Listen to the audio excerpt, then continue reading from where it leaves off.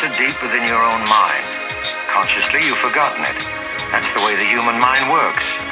Whenever something is too unpleasant, too shameful for us, we reject it. We erase it from our memory. But the imprint is always there. Nothing is ever really forgotten.